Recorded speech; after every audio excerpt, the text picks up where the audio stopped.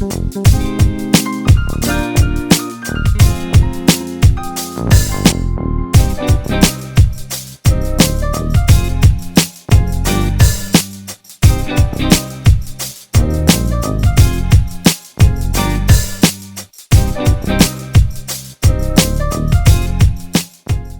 souhaite la bienvenue à toutes celles et ceux qui sont parmi nous pour justement, afin que Riposte Internationale remette son rapport sur la situation des droits humains en Algérie pour l'année 2024.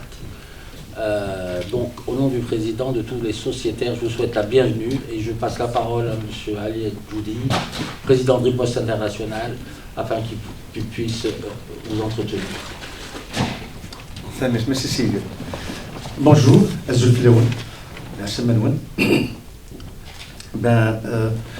je vous remercie d'être présent, donc de répondre favorablement à notre invitation. Et chaque année, à l'occasion de l'anniversaire de la Déclaration universelle des droits humains, des droits de l'homme, on rend public notre rapport annuel sur la situation des droits humains en Algérie.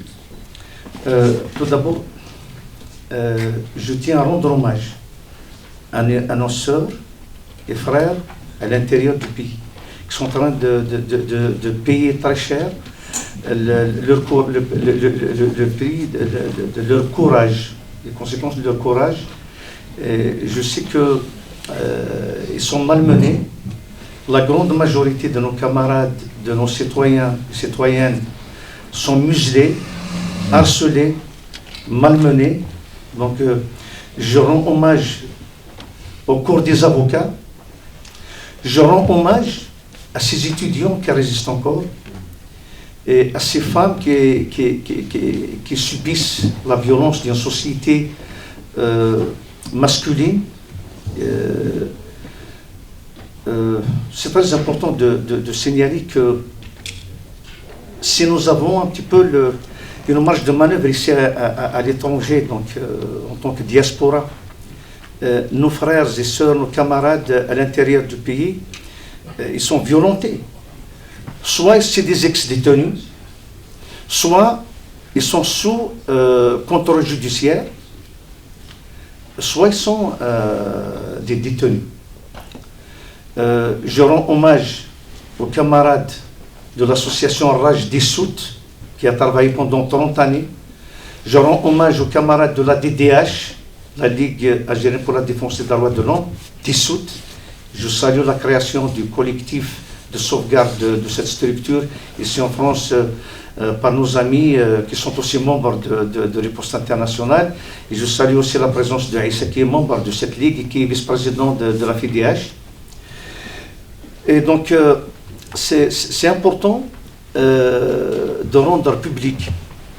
Il n'y a plus de possibilité de le faire à l'intérieur du pays dans un climat de violence, de terreur.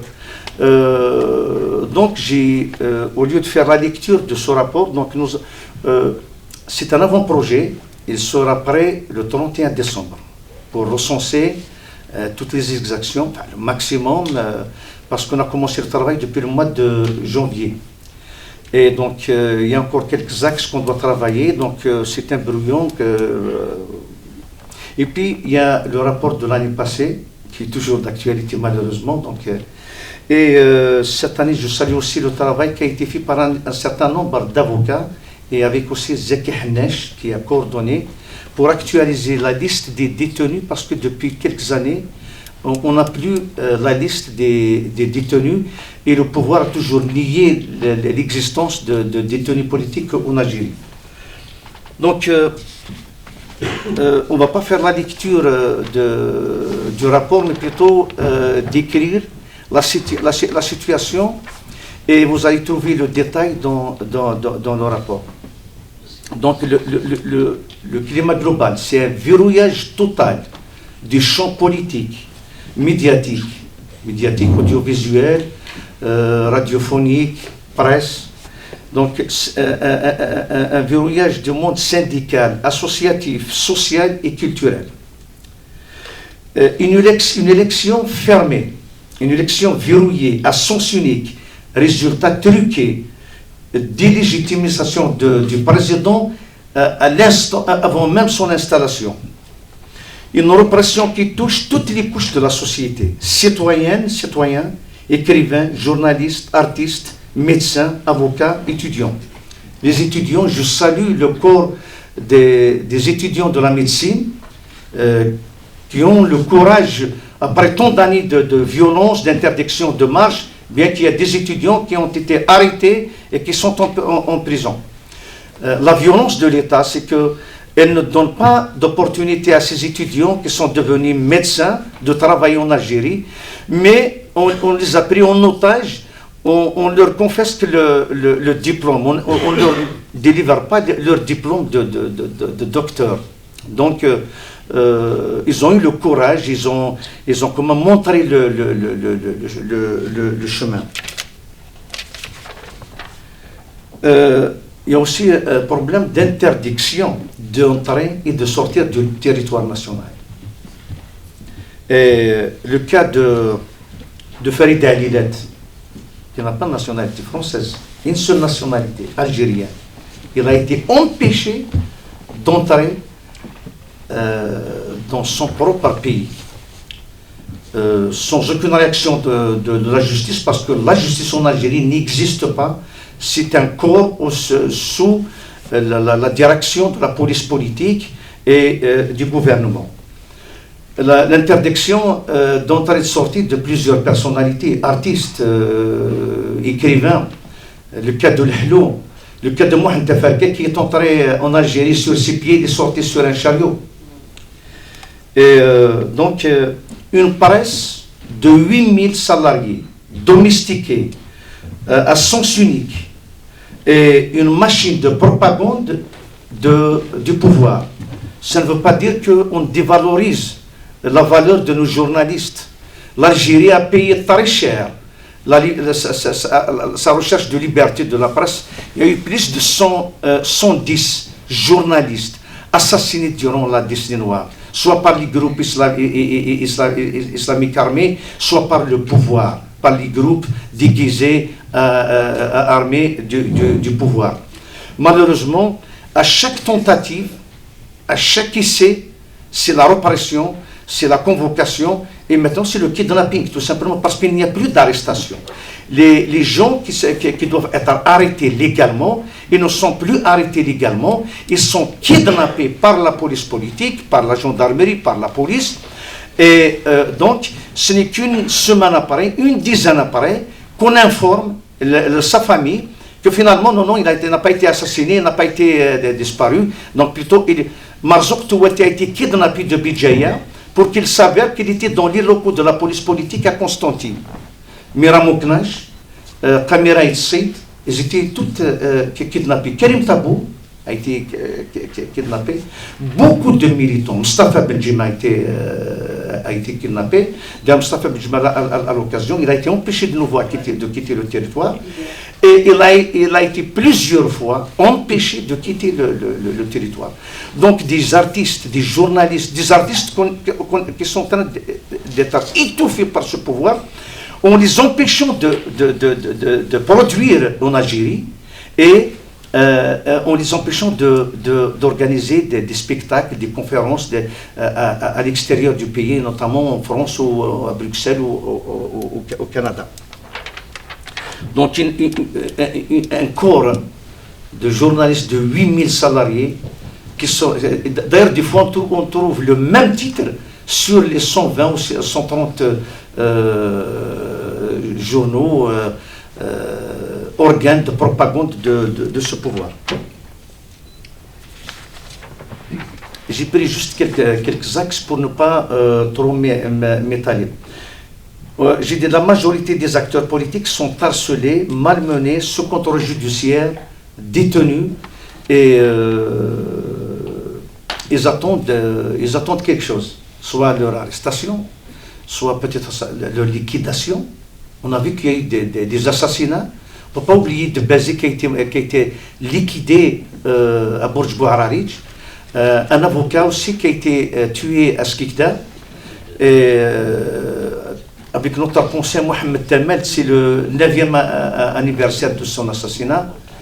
dans les geôles, dans les prisons du pouvoir, et de Kemal Din Fakhar et de Hakim de Bazi de Chlef. C'est des militants qui ont été laissés pour morts. Donc moi, sincèrement, je ne suis pas diplomate, je ne suis pas un juriste pour surveiller un petit peu, utiliser un langage tendre. C'est tout simplement, c'est des assassinats. Parce que quand on laisse quelqu'un sans médicament, quand on le jette sans aucun suivi médical, pour moi c'est un assassinat. Je ne peux pas trouver d'autres qualificatifs. Aussi, des sentences administratives. Des fois, on laisse des détenus qui ont été arrêtés avec des dossiers vides pendant 2 années, 3 années, pour qu'ils soient finalement libérés et innocentés. Libérés et innocentés. Sauf que personne n'a pensé aux 2 années, aux 3 années de leur vie perdue, sans aucune réhabilitation. Vous imaginez, il y a eu plus de 11 000 arrestations. Ces 11 000, ils ont des dossiers sales aujourd'hui, des casiers judiciaires. Il n'y a aucune réhabilitation. Aujourd'hui, c'est tout le peuple qui est dans le collimateur de ce pouvoir. Il y a l'article 87 bis qui est une bombe qui risque de provoquer une explosion en Algérie parce qu'on a catalogué 2 organisations comme des organisations terroristes. Alors je signe, je persiste. Le mouvement Dumac, le mouvement Rachad, nous ne partageons pas leur projet politique, mais c'est des mouvements politiques, pacifiques, qui n'ont jamais utilisé de la violence, ni à incitation à la violence. C'est très important. Mais pour museler le peuple, on a catalogué ces 2 organisations. Alors, ils ont muselé la Kabylie, tout en accusant la Kabylie de terrorisme, parce qu'ils sont automatiquement des militants, des sympathisants du MAC. Et dans les autres régions arabophones, les autres régions de l'Algérie, ils sont des militants du Rachad. Vous savez, quand un citoyen algérien qui s'appelle Hassan Aïssa, le membre de la DDH, Hassan Bourras, voilà. Hassan Bourras qui a demandé au pouvoir algérien sa déchéance de nationalité. Je ne veux plus être algérien. C'est les propos de Hassan Bourras, tellement il a souffert, il a vécu, il ne vit plus d'ailleurs. Ils lui ont massacré sa famille, sa vie, ils ont bousillé sa vie. Et il n'a aucun projet parce qu'à tout moment, chaque instant, il est arrêté. Bonjour aux arrivistes retardataires. Donc l'article 87 bis qui définit c'est quoi le terrorisme. Maintenant le terrorisme c'est pas égorger, ni tuer, ni poser des bombes. Il suffit d'être militant, d'avoir une opinion, eh bien vous êtes coupable et vous êtes terroriste.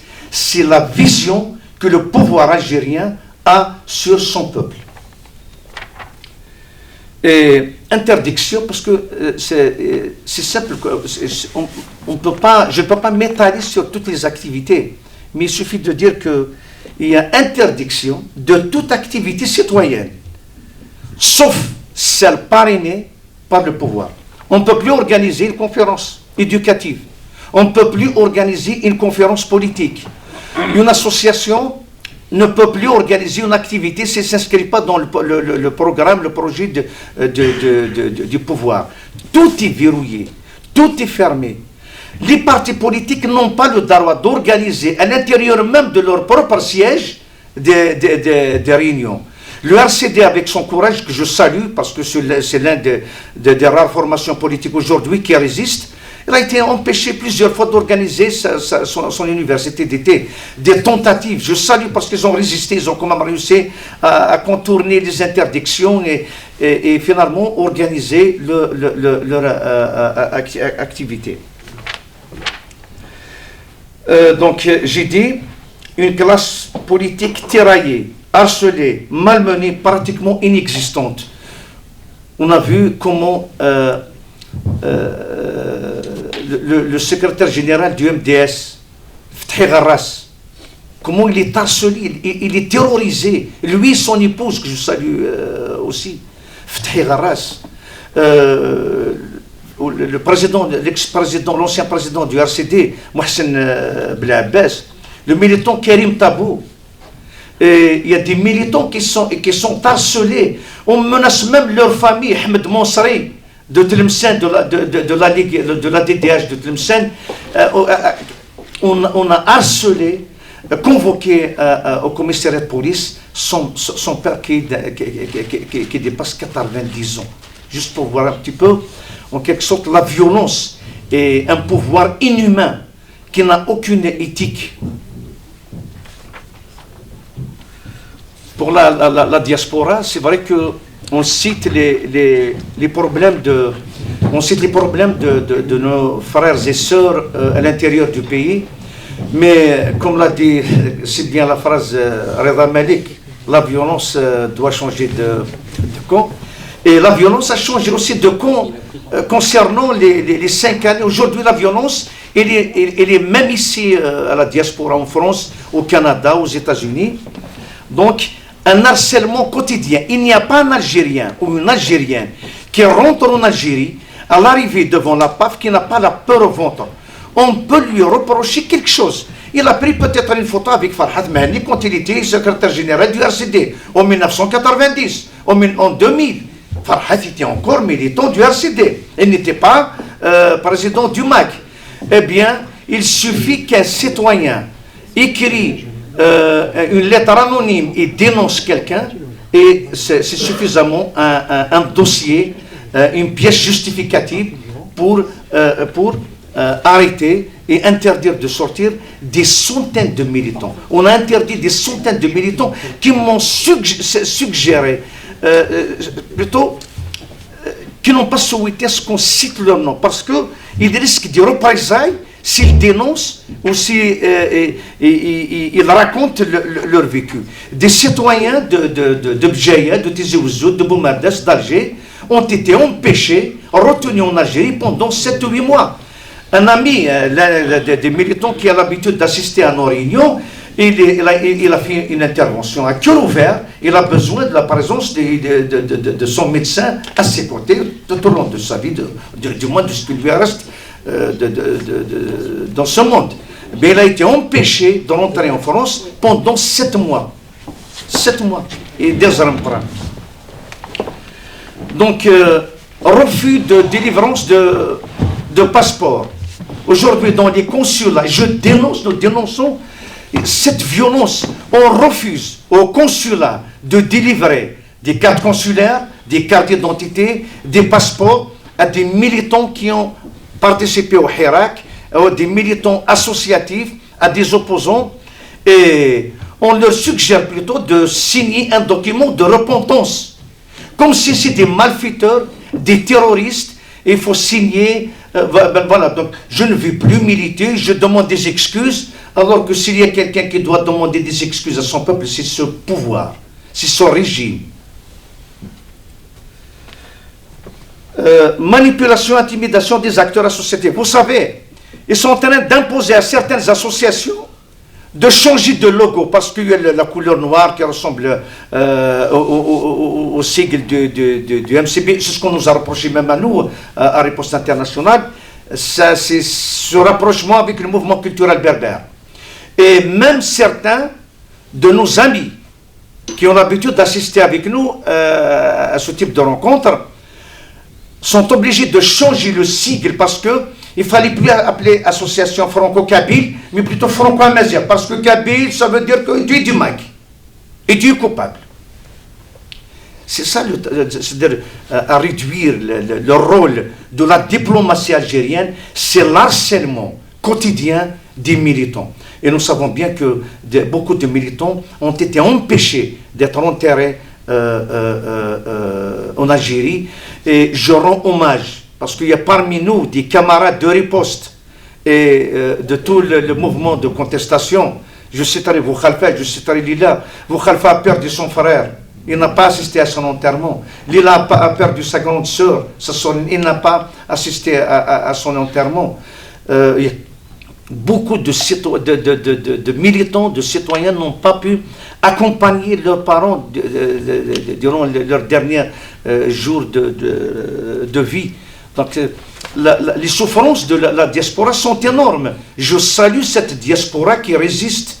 Et, malheureusement, certains sont obligés de signer ce document de la honte, l'acte, le document de la repentance. Et voilà, et aussi donc j'ai dit le changement de logo. Globalement, c'est le climat dans les 4 coins de l'Algérie, du sud, l'est, l'ouest. Donc nous avons vu comment Mouhad a passé plus de 3 années, il a payé très cher. Nous avons vu comment Hassan Bourras, Ben Naoum, qui est aussi empêché de vivre parce que chaque jour que Dieu fait, c'est une souffrance pour lui. Et on a tout fait pour nous complexer, de ne plus parler de la Kabylie, sous prétexte qu'on sauvegarder l'unité nationale. La Kabylie est dans le collimateur du pouvoir depuis le coup d'État de Gaïd Saleh, le Maqbour Gaïd Saleh. La Kabylie est dans l'œil du cyclone. D'abord, c'est une région qui est pratiquement déprimée, qui vit une situation d'état de siège déguisé, non dit. Une région militarisée, des barrages militaires sur les entrées et les sorties des villes. Des gendarmes qui font des tournées dans les villages. Et nous n'avons pas cette habitude en Kabylie de recevoir, parce que nos villages sont pratiquement le petit chez soi, le petit chez nous. C'est des dortoirs, c'est une vie communautaire. Eh bien, les gendarmes aujourd'hui demandent à des associations, à des comités de village, à qui on a changé de nom, comité, association de comité, et puis on leur demande, mais pourquoi vous faites des amendes de citoyens? Qu'est-ce que vous faites avec cet argent? Parce que peut-être il est versé au MAC. C'est ça leur mentalité. Harceler, malmener, terroriser ces comités de village, alors que c'est cette structure sociale qui a protégé notre style de vie en tant que Kabylie, en tant que villageois de la Kabylie. Et donc, à partir de la classification du MAC comme organisation terroriste, tout est permis pour le pouvoir. Tous les militants, les démocrates, les militants culturalistes, ceux qui souhaitent protéger leur Kabylie, parce qu'il faut dire la réalité, la Kabylie, et comme toutes les régions amazighs, sont en train de subir une politique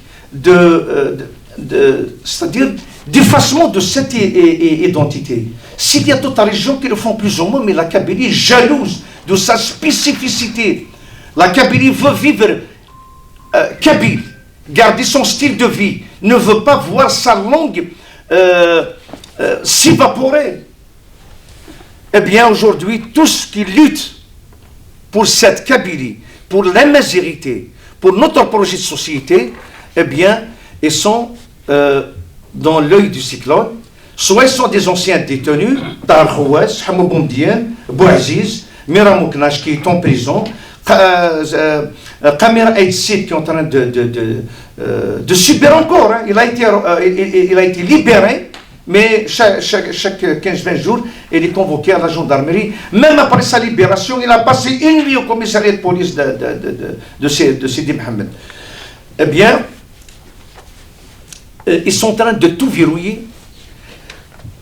Dans la tradition de la Kabylie, on organise des cafés littéraires. Comme le pouvoir mène une guerre contre cette culture. Donc c'est la population qui a pris le relais pour sauvegarder, pour protéger cette culture. Eh bien, ils ont interdit tous les cafés littéraires. Celui d'Aouqa, celui de Bjaya, celui d'Alger. Et l'unique édition, il y a d'autres éditions que je salue, mais l'édition qui publie plus pour les opposants, pour les gens qui ne s'inscrivent pas dans la politique du pouvoir, c'est l'édition Coucou Baridi Soukoko est exclu de tous les salons, de toutes les expositions de livres. Même à Tizi Ouzou, les organisateurs, les associations qui organisent des expositions, des salons de livres, ben, on leur a compliqué la vie. Il faut donner le nom de l'écrivain, de tous les écrivains, les titres de tous les ouvrages, et la biographie de ces écrivains. Vous imaginez, on ne leur facilite pas la tâche. C'est-à-dire, il veut que cette culture kabyle, cette culture amazigh, il doit disparaître à tout prix. Non seulement l'État ne fait rien, même s'il reconnaît le statut de la tamazight langue nationale et officielle, mais tamazight n'a jamais été langue nationale et officielle. Chaque jour que Dieu fait, c'est une lutte, c'est une violence. En plus de cette violence, qui a ordonné d'installer la statue d'Axel à Khanchla, pour que 24 heures après, le même jour, la statue a été déboulonnée. C'est une forme de violence. Condamner quelqu'un aussi, pourquoi il porte un t-shirt qui porte des couleurs jaunes, GSK ou Amazigh, c'est une violence.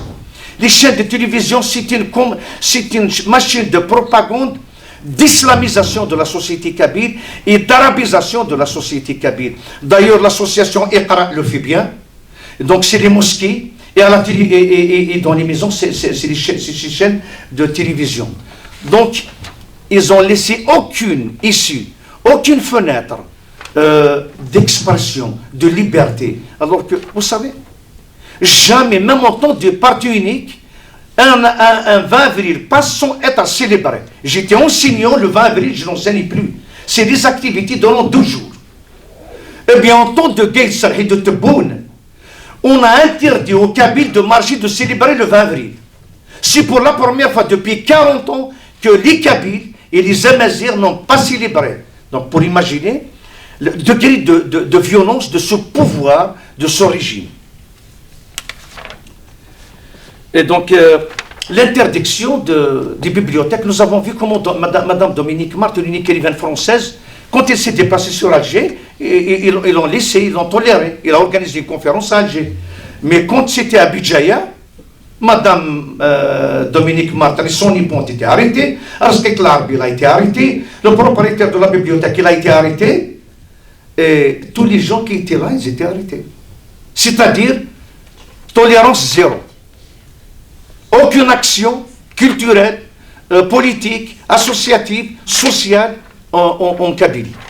Et le Wali, nouvellement installé à Tizi Ouzou, il a signé sa première grande décision. C'est la fermeture de la bibliothèque chérie. L'unique espace, l'unique espace qui permet aux écrivains et aux citoyens de faire la promotion de leur ouvrage. Et nous savons que c'est des ouvrages en Kabylie, c'est des ouvrages qui parlent de la culture kabyle, de la société amazigh, de la démocratie, du progrès, ce qui n'est pas pratiquement facile pour le pouvoir. Il faut qu'ils contrôlent tout, ils verrouillent tout, et maintenant ils interdisent tout.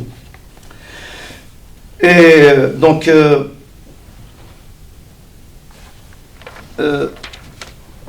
la multiplication des indicateurs.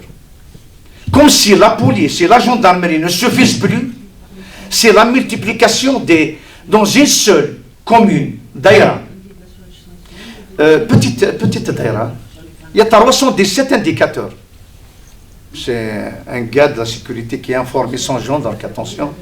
317 indicateurs. C'est pratiquement, on n'a aucune marge de manœuvre. Et les municipalités n'ont aucune marge de manœuvre. Le code de la commune a fait d'un maire un secrétaire général, comme un salarié au service de l'État. Les associations n'ont aucune marge de manœuvre pour organiser ou proposer ou faire la promotion des objectifs qui les ont poussés à créer ces associations. Et donc, ils profitent de l'occasion, en fermant l'œil sur certains qui vendent de la drogue, de hashish, tout ça. En contrepartie, il faut nous remonter toutes les informations. Et donc, la grande majorité aujourd'hui des militants sont devenus des écologistes. On ne parle plus de la situation des droits de l'homme, on parle des oiseaux, de la nature, de tout ce qui est beau, parce que le moindre écriture, un poste de rien du tout. Le sort de la personne, c'est le sort de Hakim de Bazi qui a été laissé pour mort dans la prison à Chrif parce qu'il a partagé un poste qui n'était même pas le sien. Casser les symboles de la région. Vous savez bien, depuis longtemps, Ben Ardan, c'est un traître. Karim Belkacem aussi, c'est un traître. Tout ce qui symbolise il y a une tentative même, ils ont essayé de provoquer une déchéance à l'intérieur de l'Assemblée nationale. Et donc, il fallait casser donc la JSK, casser le FFS, qui est entré dans les rangs du pouvoir, et un tissu associatif massacré, des artistes muselés, des chaînes de télévision fermées. Je ne veux pas monopoliser la parole parce qu'il fallait, parce que les amis sont en train de faire des clins d'œil, de me dire ferme ta gueule, mais je comprends. Juste clôturer s'il vous plaît. Bien sûr, merci Heider. Je voulais faire un constat parce qu'il y a des amis, il y a des journalistes que je voulais mettre, au lieu de faire la lecture monotone du rapport, on a préféré développer quelques axes. Et je salue le travail de mes camarades et qui me supportent encore, parce que on a quand même 4 ouvrages. On vient d'avoir un dernier ouvrage sur le monde à manquer du président actuel, et un livre sur la situation de la presse, les sites censurés, fermés, les journalistes condamnés, poursuivis. Voilà, j'espère que je n'étais pas très lourd. Je vous remercie du fond du cœur, merci pour l'écoute. Merci, je tiens à vous dire que vous avez été trop long, monsieur. Voilà, je vous le dis avec le sourire et toute l'amitié. Voilà, je parle la parole à vous, Khalfa, et pour mon ami. Okay. Merci, merci Ali pour tes éclairages pertinents sur la situation. Alors, je ne vais pas non plus faire la lecture du projet du rapport, mais esquisser un peu ce qui a été fait. Globalement, il y a 2 choses qui ont été faites dans le rapport. C'est surtout une tentative de décryptage et de déconstruction de la nouvelle loi sur l'information qui a été son décret d'application de l'année dernière. Et ces implications qu'on a vues, on a vu les résultats sur le terrain, et aussi le décret d'application de l'article 87 bis, avec toutes ces déclinaisons qui ont été faites en avril 2024. Et aussi, on a abordé tous ces artifices avec lesquels notre camarade Ali a dit qu'on pouvait se retrouver dans l'escarcelle de cette disposition. Donc le pouvoir a pris si vous voulez, je peux le formuler au risque de ne pas être gentil avec les démocraties. Il a pris exemple sur le Patriot Act aux États-Unis. Parce qu'aux États-Unis, pour aller réformer des dispositions réglementaires, c'est pas évident. Donc, il faut avoir une majorité au Sénat. Ça ne se fait pas. Donc le Patriot Act a permis, par exemple, de pouvoir aller fouiller, de pouvoir aller contourner certains amendements qui permettaient aux journalistes de ne pas citer leurs sources, par exemple, ce qui a permis à un pays comme les États-Unis d'exporter ou d'externaliser la fonction de torture. C'est ce qui a permis aussi d'avoir une prison comme Guantanamo, qui est à l'extérieur. C'est l'extraterritorialité, par exemple. Mais dans le Patriot Act, il y a beaucoup de leçons dont se servent un État comme celui d'Algérie, comme nos voisins marocains, nos voisins tunisiens, donc ils s'en inspirent fortement. Donc dans notre rapport, nous avons abordé vraiment un chapitrage assez important, et je pense que dans la version définitive, donc une approche comparative, ça serait un engagement qui serait un peu lourd pour nous, mais surtout la déconstruction et par quel truchement le système a réussi à créer et à codifier cet état anxiogène et chrysogène qui fait qu'il y a un climat de terreur. Le climat de terreur s'explique aussi par les ramifications de ces dispositions réglementaires, puisque un artiste qui peut prendre position sur un sujet, un fait de société, peut se voir reprocher un positionnement, une incitation à la haine, une violation des dispositions, parce qu'il ne faut pas oublier que le préambule de la Constitution algérienne confessionnalise l'État, dans son article 2, Islam, religion d'État. Il ethnicise le pays, c'est-à-dire que le pays est arrimé au monde arabe, ce qui fait que quand vous allez développer les dispositions réglementaires du Code pénal, par exemple, on va vous dire que la liberté d'expression est permise jusqu'à une certaine limite dans le respect des valeurs, dans un cadre des valeurs islamiques. Et ça reste assez flou, assez vague. C'est-à-dire qu'on peut, c'est-à-dire que quand vous avez un chercheur, comme ce fut le cas avec Djabel Khair, un islamologue, qui va par exemple, dans un effort d'exégèse, aller sur un terrain, au lieu que la controverse reste dans un cadre théologique avec ses pairs, mais non, ça devient une affaire criminelle. Ce qui fait que ce n'est plus des exégètes comme lui ou des savants du fiqh islamique qui vont lui répondre et engager un débat avec lui. Non, c'est la justice qui s'empare du dossier pour limiter non seulement son droit à l'expression, non, mais surtout ouvrir des perspectives de débat qui puissent permettre des expressions multiples et multiformes dans la société. Ça, c'est un verrou important et c'est un truchement du contrôle de la société civile. Et on fait de même avec les artistes, on fait de même avec les écrivains. Donc, pour ne pas le citer, le cas de Boualem Sansal, avec qui je ne partage absolument pas, même pas ce qu'il dit sur son plateau. Je ne suis pas critique littéraire, mais je suis assez critique sur ses écrits depuis une bonne vingtaine d'années.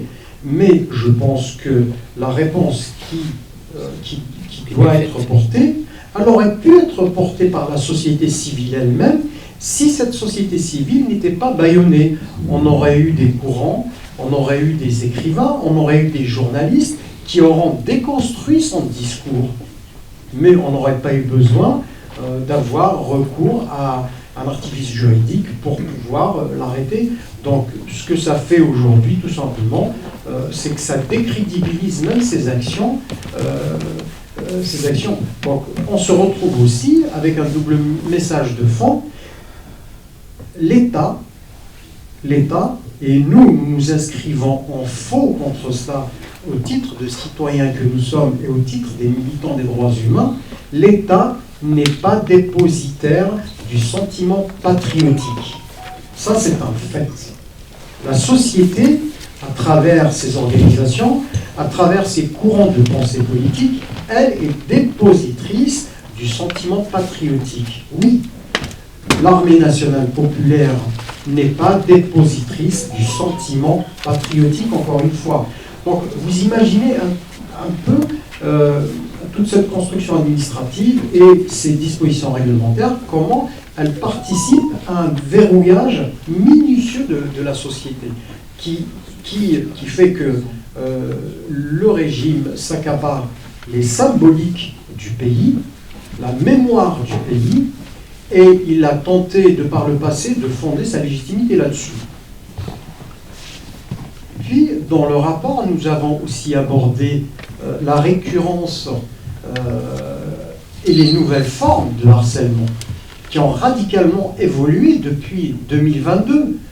C'est-à-dire qu'aujourd'hui, nous ne sommes plus dans ce rouleau compresseur de 2020-2021, nous sommes plutôt dans quelque chose d'hyperfeutré, puisque un syndicaliste, un militant politique, un artiste, ça peut être un chanteur, ça peut être un auteur, un interprète, donc il voit autour de chez lui donc un balai incessant de véhicules banalisés. Et en Algérie, tout le monde sait que les véhicules banalisés, quand ils sont en nombre de 3, 4, 5, voire plus, donc ça crée un état anxiogène en plus, mais ça crée ce sentiment de harcèlement.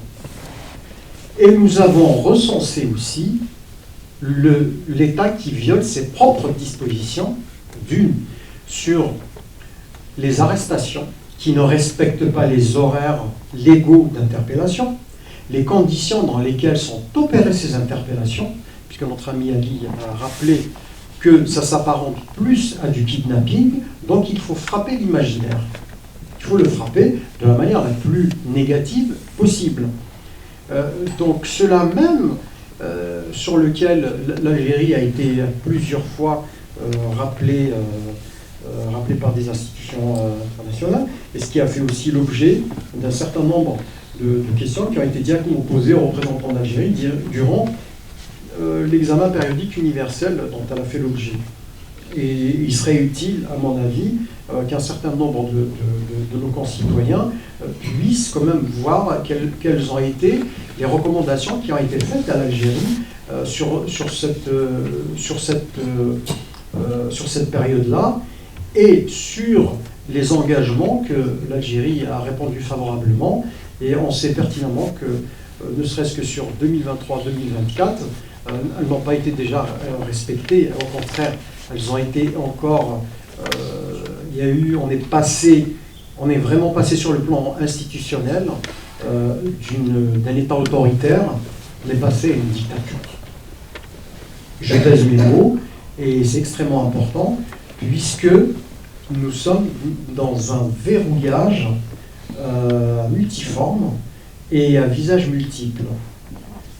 Si nous prenons le statu quo de la femme en Algérie, non seulement dû aux dispositions du Code de la famille, mais nous avons une évolution, parce qu'aujourd'hui, il y a une conscientisation sur cet état de fait.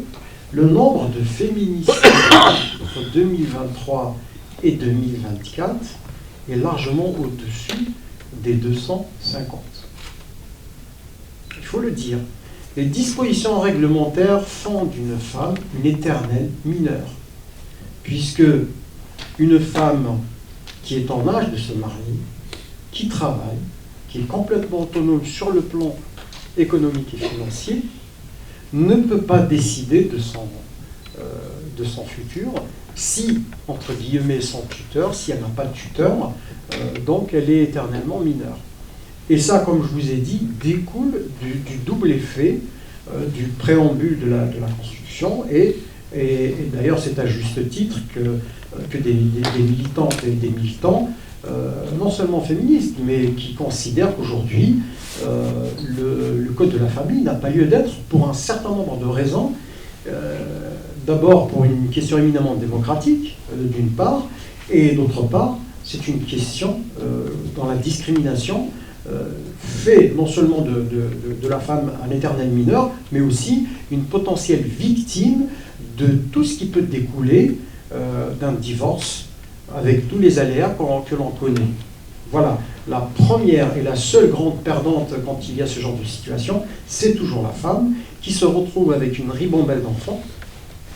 Et c'est peu de le dire, puisque aujourd'hui, les cas sont de plus en plus documentés, non seulement par des citoyennes et citoyens algériens, membres de différentes organisations, mais surtout par des ONG internationales, qui ont la cartographie réelle de ce désarroi, qui non seulement ne doit pas passer sous silence, ça fait partie des poids de la question démocratique et qu'il faudra que l'on aborde. On a abordé aussi, comme on le fait chaque année, la situation, comme l'a rappelé notre camarade Ali. Vous ne pouvez pas avoir une société qui puisse créer si les conditions d'expression multiples et multiformes ne sont pas garanties.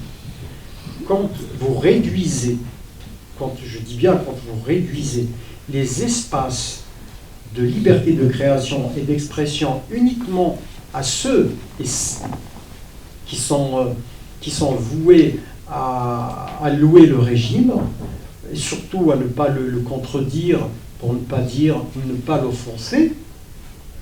Qu'est-ce qui vous reste? Il ne vous reste absolument rien du tout.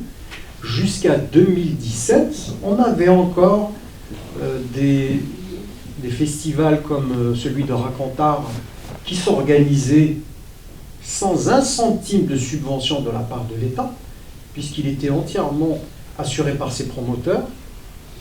Quoi que l'on dise, quoi que l'on pense, ça reste une initiative qui a permis à des citoyens et des citoyens algériens de s'organiser indépendamment, tout en s'affranchissant des obligations dictées par le régime. Ça, c'est très important. Nous avions des cafés littéraires. Nous avions une activité qui échappait à tout contrôle de l'État. Mais la reprise en main depuis 2019 fait que ces espaces-là sont non seulement bannis, mais ils sont devenus la bête noire du régime, parce que ce sont des poches de résistance, les poches où l'on réfléchit librement, où les citoyens échangent librement, sont devenus les cauchemars du régime. Et ça, nous le voyons aujourd'hui à travers les dispositions réglementaires du Code pénal et surtout au travers de la réforme du Code, de l'article 87 bis. Vous allez vous retrouver, pour ne serait-ce qu'organiser une espèce de petite conférence à un millefeuille administratif où vous devez avoir pas moins de 5 autorisations. À commencer par le chef de la daïra, des fois, jusqu'au ministère de l'Intérieur. Et ça, il faudra vous déclarer, et il faudra aussi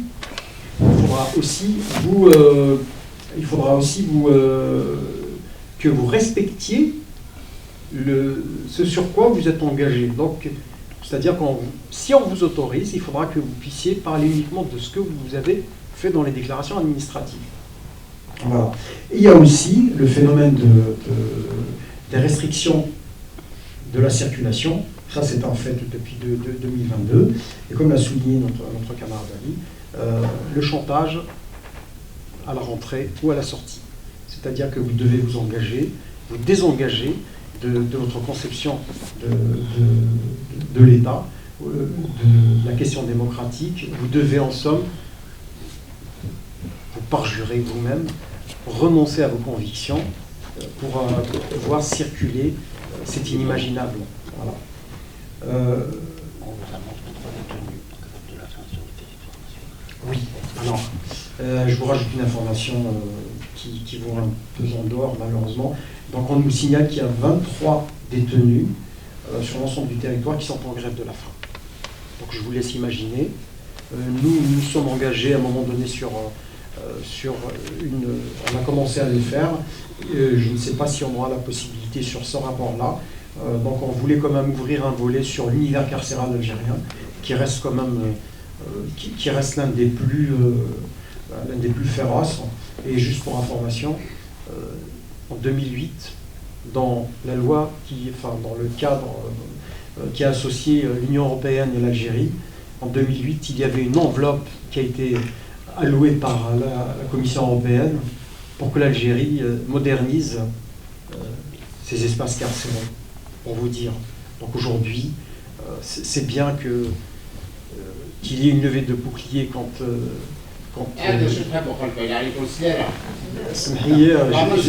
d'accord, voilà.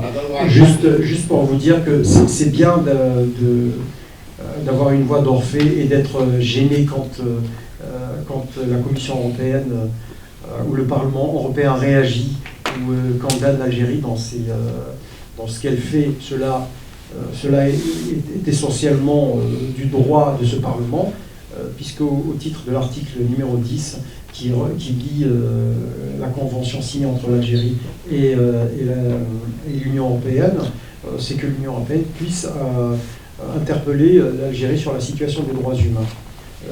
C'est fait, et l'histoire des 23 détenus en grève de la faim nous avons eu aussi, malheureusement, l'information est arrivée tardivement, nous avons eu beaucoup de détenus qui se sont mis en grève de la faim, mais leur grève n'a pas pu être médiatisée pour les raisons qui ont été exposées par notre camarade Ali, puisque l'essentiel des avocats donc, subissent des pressions pour ne pas porter à la connaissance publique ce genre de phénomène, puisqu'ils s'engagent à traiter ça en interne. Donc c'est ce qu'on appelle étouffer cette situation dans l'œuf. Pour revenir aussi dans le rapport, nous voulons quand même les plus exhaustifs possibles sur des situations assez critiques, puisqu'il y a quand même une urgence à ce que nous puissions cartographier non seulement les conséquences, c'est-à-dire les arrestations arbitraires et les parodies de procès, mais surtout le drame humain qui se joue derrière. Puisque, vous savez, quand une personne passe au titre de la rétention administrative plus d'1 an en prison, vous savez, il y a des familles derrière, il y a des drames humains qui se jouent derrière. Voilà, je vous remercie. Excusez-moi d'avoir été peut-être un peu long. Ben voilà, moi j'ai juste deux petites appréciations à faire. C'est que dans la liste exhaustive des constats de la violation des droits de l'homme de manière récurrente en Algérie, derrière tout ça, il y a tout un processus.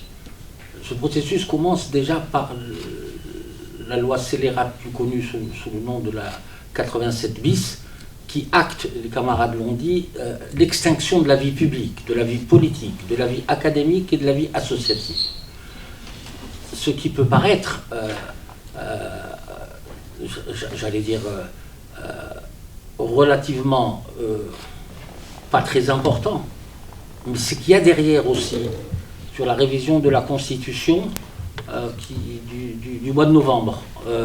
La Constitution, et c'est la première fois dans la Constitution algérienne, nous qui savons tous que l'armée a le pouvoir, comme on dit en droit, de facto, par les faits. Il est consacré dans son article 30, dans son alinéa 4, que l'armée est la seule institution qui veille sur les intérêts vitaux et stratégiques du pays. Traduit, ça veut dire c'est l'armée qui a pris le contrôle de toutes les institutions du pays, et ceci sans contrôle démocratique. Ça, c'est aussi important. Je crois que l'essentiel, au-delà du droit d'inventaire qu'on doit tous, avoir en tête et militer pour tous les cas qu'on doit... Parce qu'en fait, les droits de l'homme, c'est quoi? Ça tient à 3 axes. C'est enquêter, informer et dénoncer. C'est dans ce périmètre-là que les droits de l'homme donc exercent leur plénitude. Ali avait soutenu, ou Boukhalifa avait dit, c'est la deuxième chose, avait parlé de la constitution de l'islam religion d'État. C'est vrai que ça pose un problème à la fois politique, ça pose un problème aussi d'ordre philosophique. Mais aussi dans cette constitution, dans la constitution, le préambule de la constitution, comme vous le devez savoir, fait partie entièrement de la loi organique, de la constitution. Quand on vous dit que l'Algérie est une terre d'islam, je n'ai rien contre l'islam. Mais qu'est-ce que ça veut dire et traduit quand ses promoteurs sont ceux qui ont exploité les termes propres liés à l'identité nationale? Ça veut dire tout simplement que le passé anté-islamique, donc avant l'islam, est effacé, complètement effacé. Et moi je dis souvent qu'on ne peut construire une nation sur la base de l'idéologie, on ne peut la construire que sur la base d'un socle de valeurs. Ce socle de valeurs, c'est la citoyenneté, tout le monde peut à l'intérieur s'exprimer évidemment et développer. Donc c'est les deux choses. Pour juste terminer et clôturer en ce qui me concerne, c'est que tant que l'opposition, tant que les forces autonomes, je dis bien autonomes, qui vivent en Algérie, et Ali l'a si bien dit, ils sont tétanisés, ils sont terrifiés. S'il n'y a pas un vaste mouvement appelant à l'abrogation simplement pas verbale de l'article 87 bis, mais introduire l'abrogation de l'alinéa 4 de l'article 30, l'armée ne peut pas être seule. La seule qui veille aux intérêts stratégiques et aux intérêts vitaux du pays. Il y a des forces autonomes et il y a des hommes politiques. Le fait que M. Chengriha ait été nommé, ministre délégué. Donc un statut politique. M. Gaël Salah l'avait fait avant. Hein. Il était chef d'état-major et ministre délégué, ministre de la Défense, délégué auprès du président ou du ministre de la Défense. Qu'est-ce que ça acte en fait? Ça acte tout simplement que la première force politique du pays est l'armée. Tout simplement. Et voilà, j'aurais terminé. Je vous remercie. Merci. Bon. Donc la parole est à vous. Et avant d'engager le débat, je souhaite la bienvenue à Madame Lamal Atassi, qui est une responsable politique syrienne, qui était dans l'opposition depuis des années, depuis plus d'une vingtaine d'années, et qui est la petite fille de l'ancien président Aki Hafez al-Assad a fait le coup d'État, et qui est aussi membre fondatrice de Riposte Internationale. Marhaba Lamal Atassi. Actuellement, les Syriens sont en train de fêter la victoire place de la République. Ah oui, d'accord, ok. Vous m'entendez mieux là? Oui. Marhaba, Azoul, bonjour.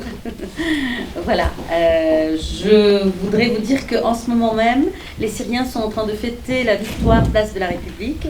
Rien n'est joué. On a juste destitué Bachar el-Assad.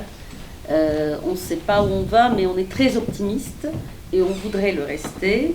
Je vous remercie beaucoup. Pour rappel, je ne suis pas la petite fille de Noureddin Atassi, mais je suis issue d'une famille qui a donné 3 présidents à la République syrienne et mon père était Abdelhamid Atassi, le doyen des opposants syriens en France, et ça fait 54 ans qu'on a quitté la Syrie. Donc cette lutte ne date pas de 2011 pour nous, mais elle date de bien avant, puisqu'on a toujours été contre Hezb el-Baas. Le Baas n'est pas du tout, ne nous représente pas du tout.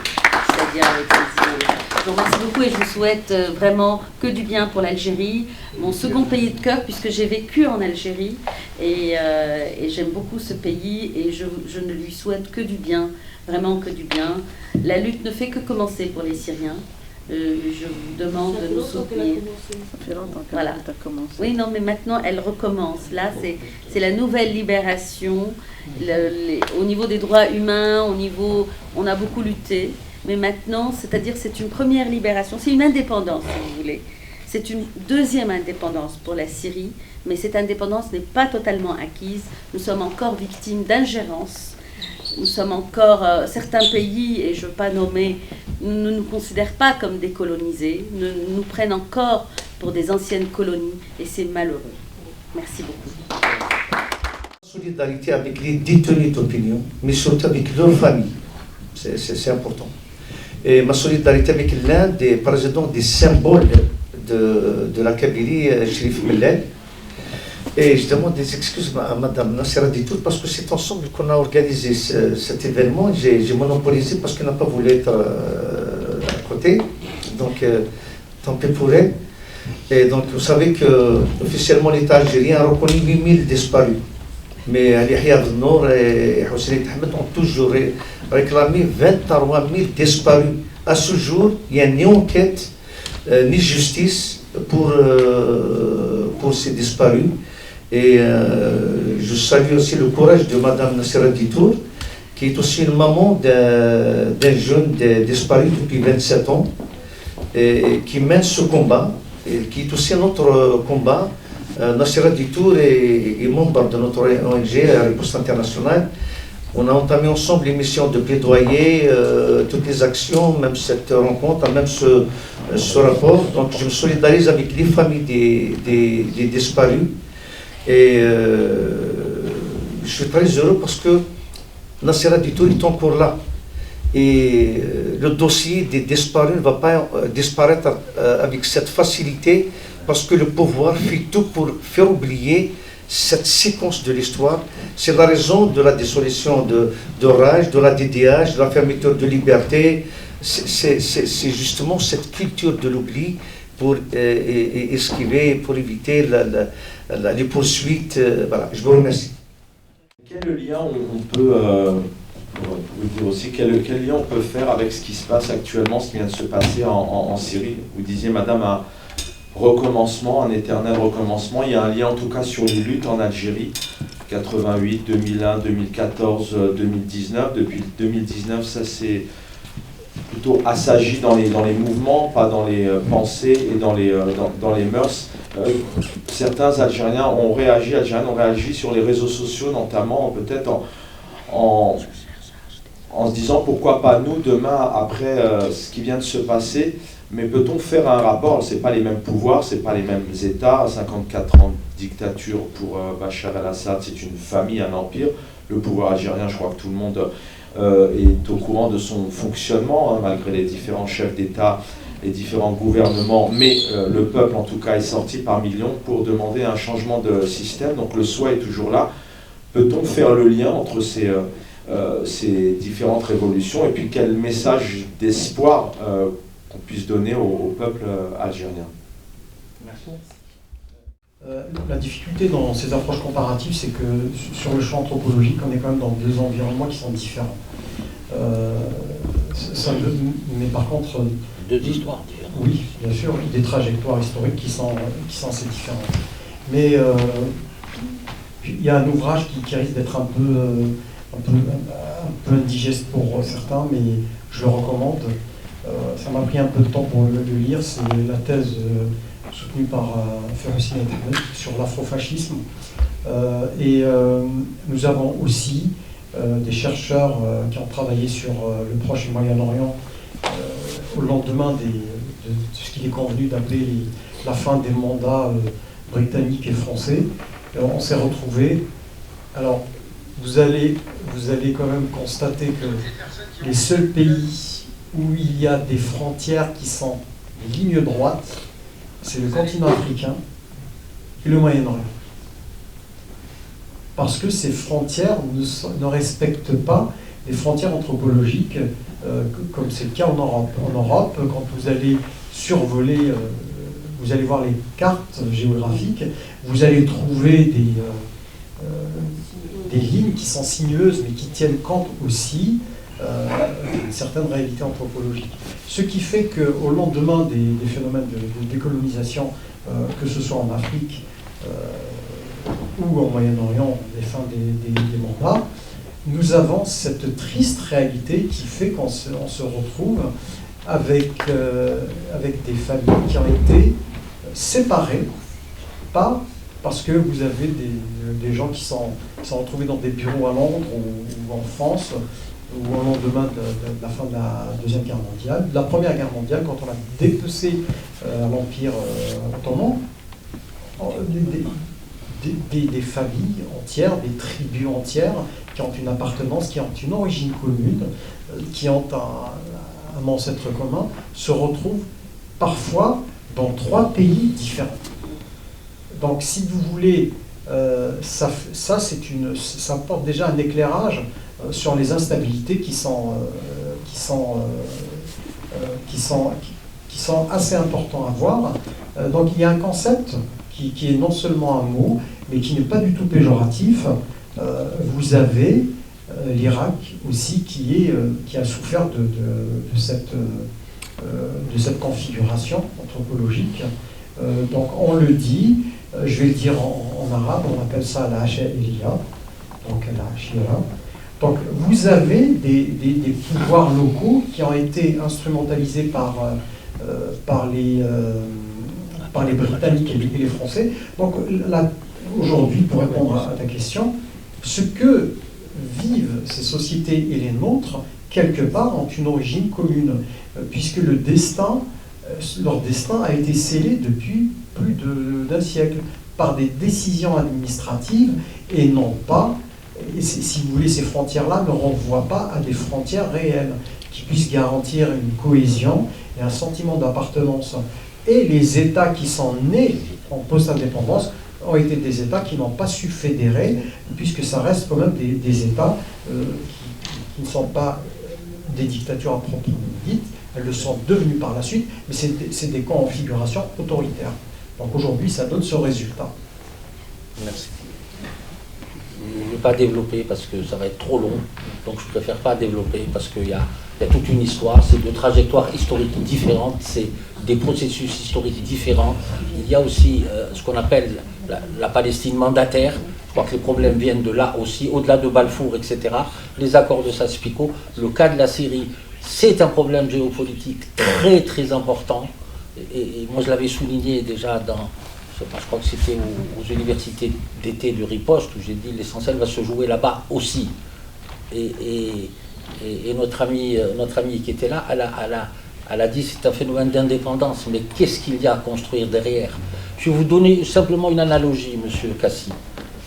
Quand les talibans ont pris Kaboul, vous savez que la sortie des Afghans de Guantanamo, Qatar les a repris. Ils avaient ce qu'on peut appeler la table ouverte. Le rapport de force quand les talibans ont marché sur Kaboul était de 60 000. 60 000 à la louche. Hein. 60 000, disons, talibans contre 340 000 ou 360 000 de l'armée régulière. Les États-Unis et l'Europe et l'OTAN ont investi des milliards de dollars pour former l'armée afghane. Hélas, corruption, etc. Et d'un accord tacite, ça s'est passé à Doha, il fallait que les talibans prennent le pouvoir. Et donc il y a eu une ouverture, les États-Unis ont ouvert, la France a ouvert, c'est pour ça que les talibans ont pris. En Syrie, il est impensable, même on parle de 100 000, 120 000, 130 000 hommes de l'armée syrienne. Il est impensable que 60 000, mais je ne sais pas comment ils étaient, les HTS et consorts, prennent le pouvoir comme ça, c'est pas possible. Avec les Russes, avec les Iraniens, on sait très bien que la Syrie était le proxy principal avec le Hezbollah de l'Iran. Donc c'est deux histoires et deux processus historiques, de dynamiques historiques complètement différents. C'est pas à comparer, franchement. Voilà. Mourad Fata, à toi. Moi, je vais y aller, je suis fatigué. On attend, si vous avez d'autres questions. Ali, bravo pour Riposte, pour le rapport. Et effectivement, dans la vie d'une ONG, dans la vie d'une organisation, et surtout dans le contexte actuel, où ce qui se passe dans la région, quand on dit la région, c'est du Maroc jusqu'à la Syrie, en passant par l'Algérie, l'Égypte, Oman et Gaza. Ce qui se passe dans la région ne se passe pas dans la région, se passe justement sur la région. Il est du devoir d'une organisation comme Riposte, mais aussi de toutes les organisations de la société civile, de s'occuper de la géostratégie, de la géopolitique et les enjeux, effectivement, qui rencontrent des populations de cette région. Moi, ce que je voulais poser comme question, et puis c'est intéressant d'en débattre sur cette thématique, pour une organisation qui est dans la diaspora, est-ce que les citoyens, est-ce que les militants, les amis du monde de la presse, des médias, doivent comprendre, c'est comment qu'arrive Riposte à avoir des informations dans un État fermé comme le nôtre, l'Algérie, dans cette omerta qui frappe l'information, la situation des droits humains.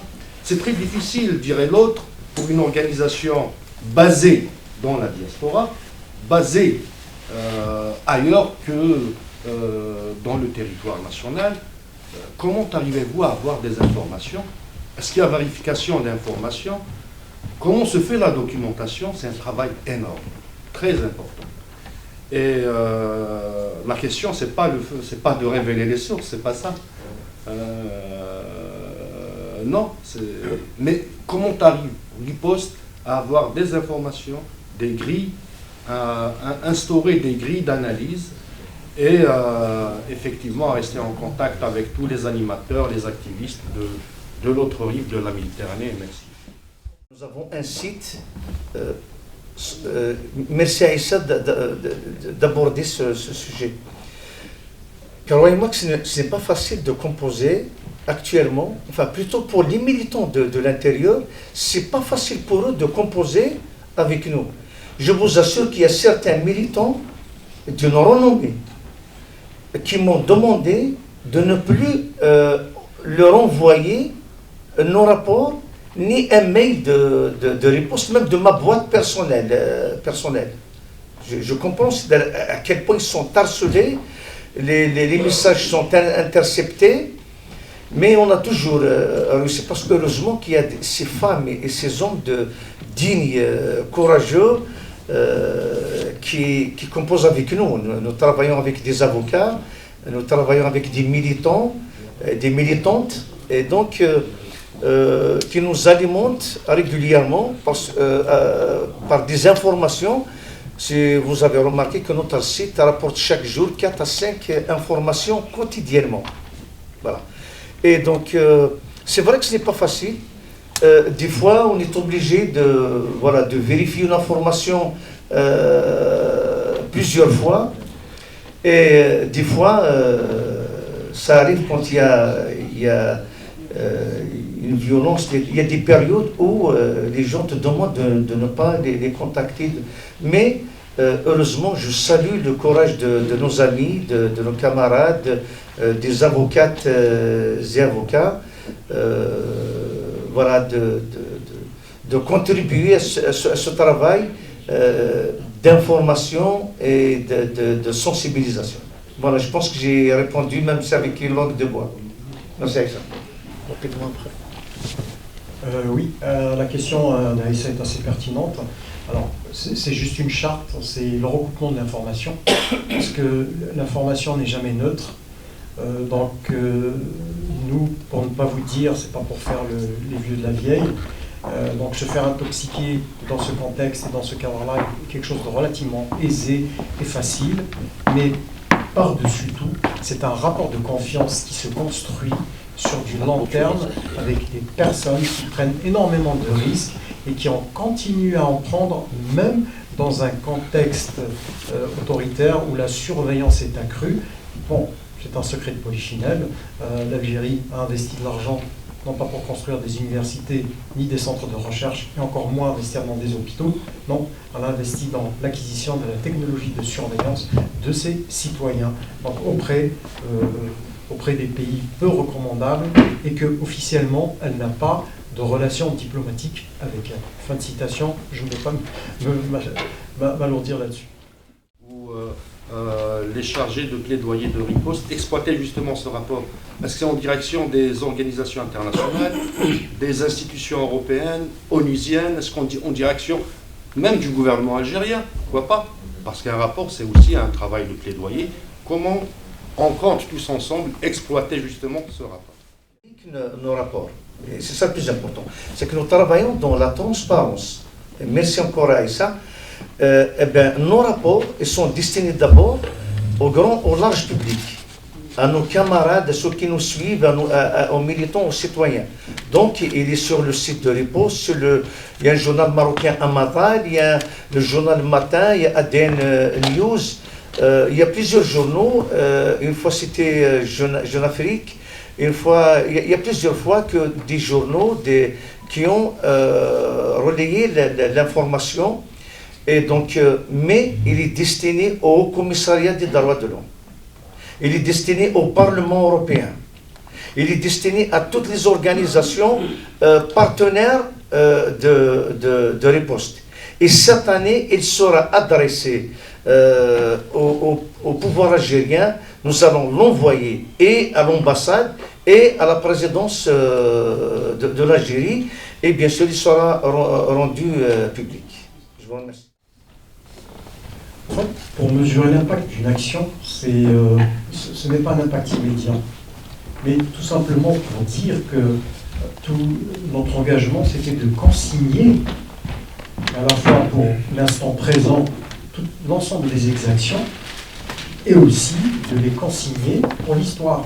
Parce que ce qu'il ne faut pas oublier, c'est que la tragédie des années 90, s'il n'y a pas eu un début de travail de consignation, aujourd'hui, nous n'aurions pas eu toute cette littérature qui traite un petit peu de cette période. Au-delà de l'aspect mémorial, c'est quelque chose que nous devons de faire. D'abord, c'est éthique, parce qu'il faut les consigner, et il y a un engagement aussi qui est pris en tant qu'organisation. Nous ne sommes pas un ensemble d'individus, mais plutôt une organisation qui a une charte de fonctionnement, qui s'est fixé des missions, comme l'a si bien rappelé notre ami Dir, dénoncer et porter à la connaissance du plus large public l'ensemble des exactions. Vous savez, cher ami Chaban, quand vous dénoncez des exactions, le fait de les dénoncer, de les porter à la connaissance publique, d'abord, c'est un soutien qui est apporté aux victimes de ces exactions, d'une part, c'est qu'elles ne se sentent pas seules dans leur malheur, et d'autre part, c'est que vous démasquez, vous démystifiez celui qui en est l'auteur.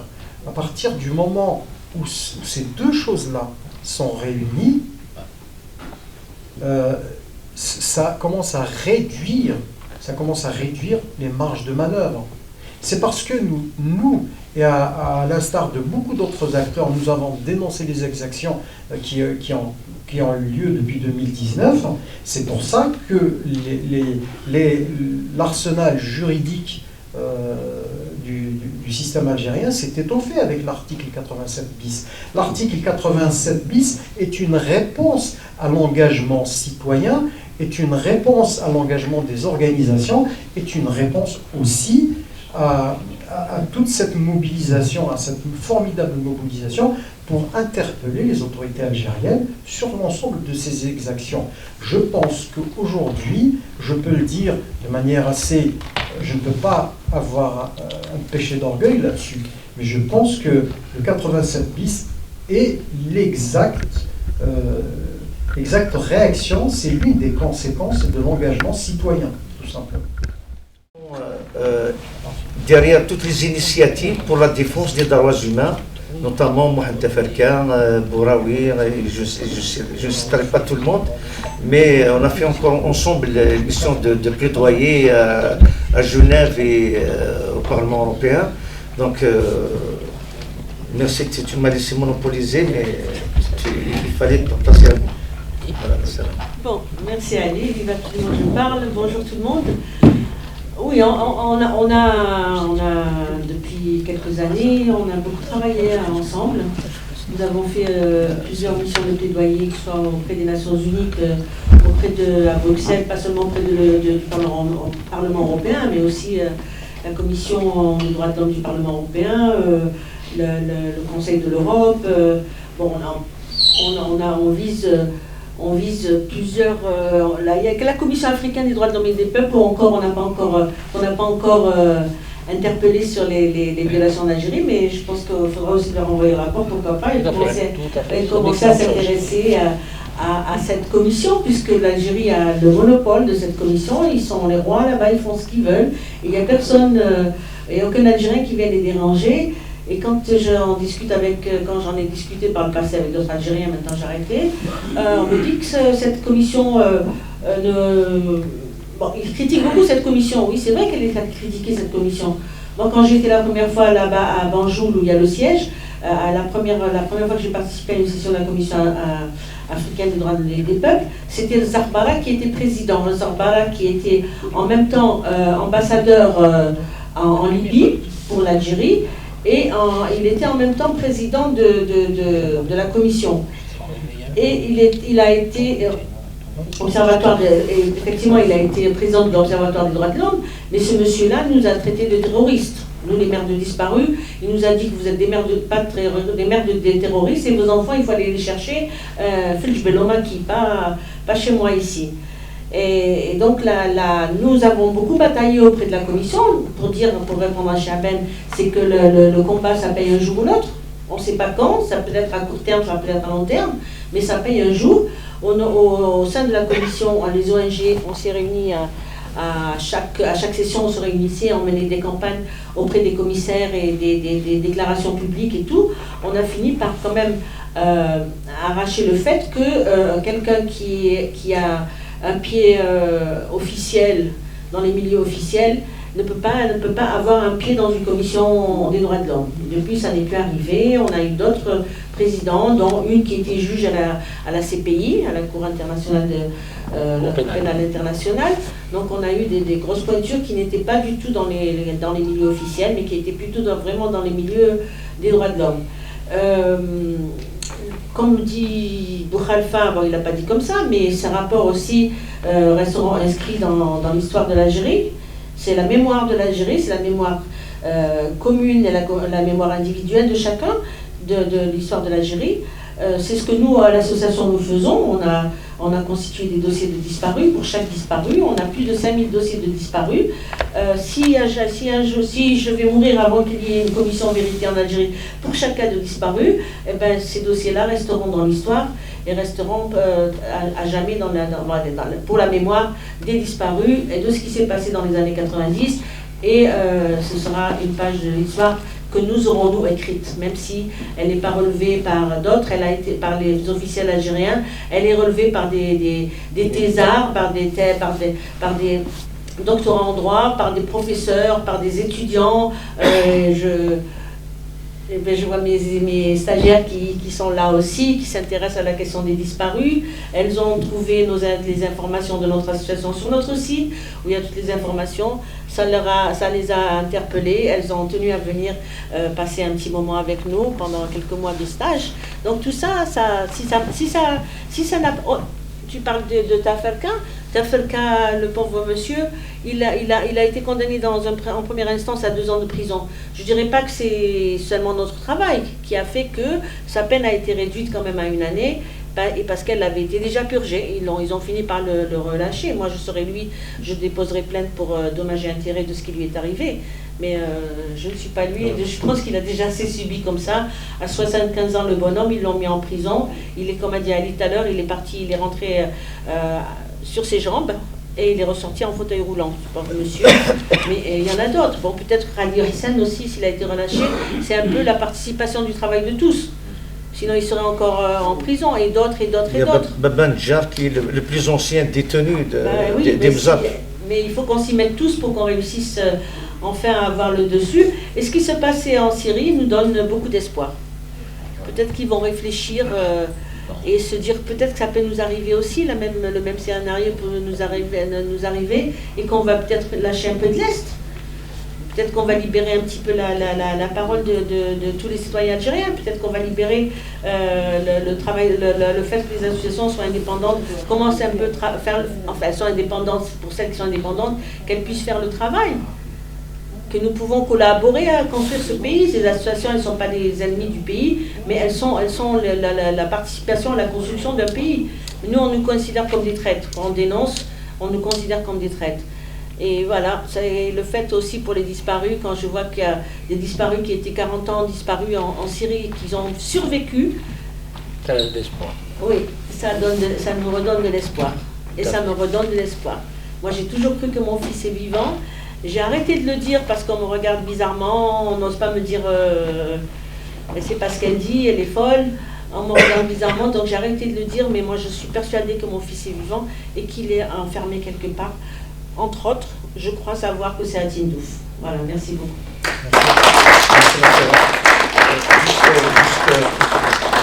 Nous avons vu comment des détenus pendant 40 ans ont été découverts dans des prisons.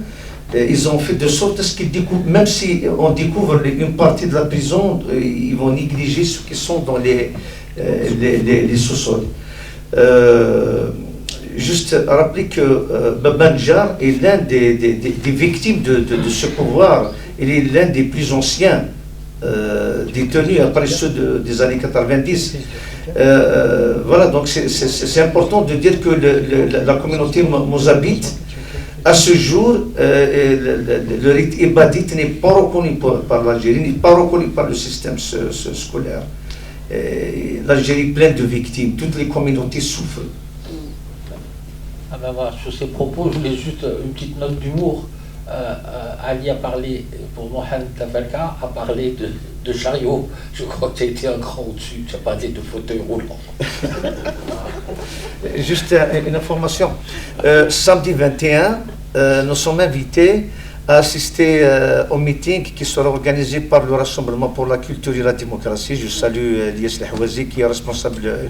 Donc c'est Athman Mazouz, donc le président du RCD, qui va animer le meeting à la Bourse du Travail de Paris. Donc nous sommes invités à assister à ce meeting surtout saluer ce parti qui lutte encore, qui n'a pas sombré dans les bras de ce pouvoir. Je salue les militants du RCD, la direction de ce parti, et notamment notre ami Lies. Sur ces propos engageants et porteurs d'espoir, je pense qu'on va clôturer et se libérer les uns des autres. Ah, vous voulez intervenir, monsieur?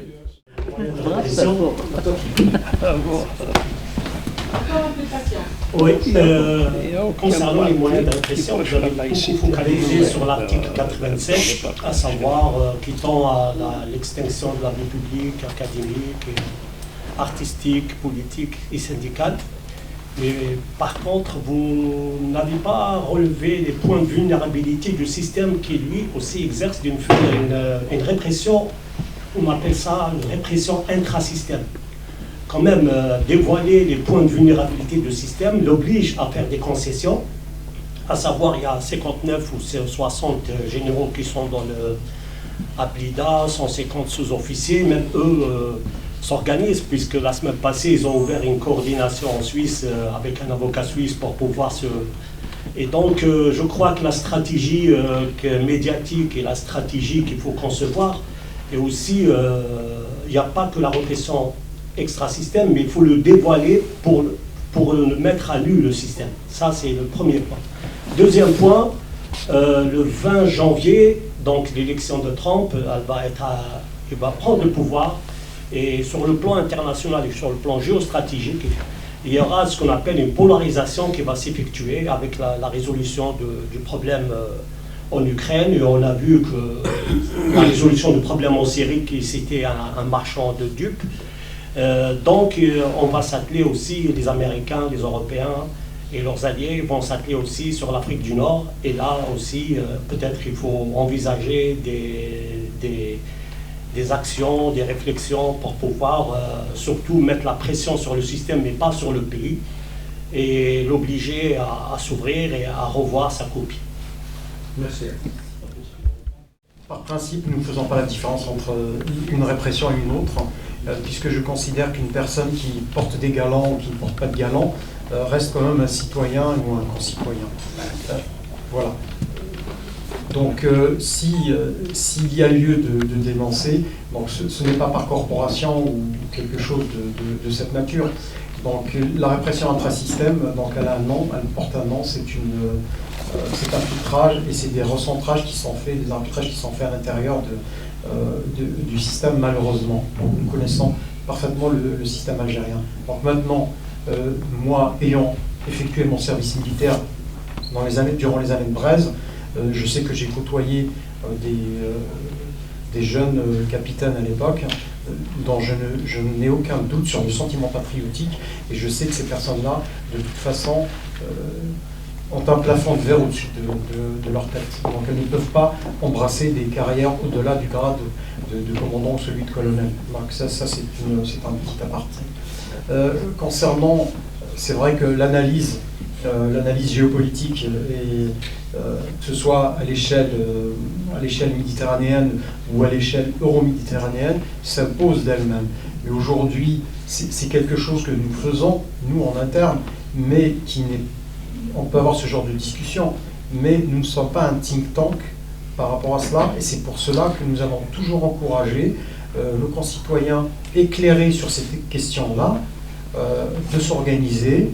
Nous, à la limite, on peut se faire le réceptacle de ce type d'organisation, même si on ne veut pas qu'il soit indexé du fait qu'il se rapproche de nous, mais ce qui est extrêmement important, que cette activité se fasse, surtout par des Algériens, et je peux vous dire qu'il y en a qui en ont les capacités et qui peuvent le faire. Leur prétention n'aura pas à rougir devant ce qui se fait ici ou ailleurs.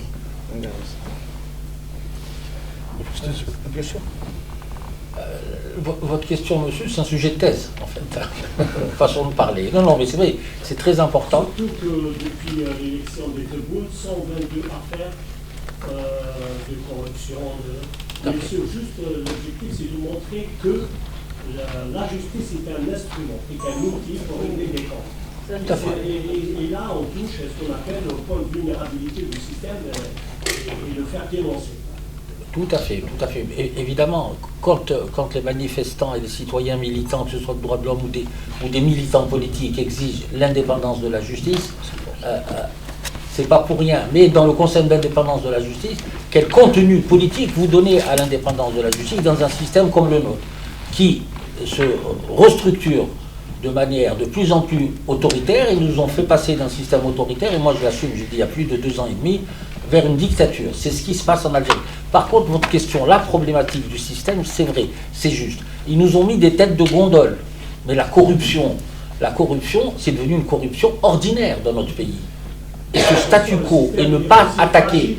Il n'est pas aussi fort qu'on le croit. Il est totalement aussi fragile, puisque 2013-2015, quand il y a eu la pression américaine, les services de sécurité ont changé.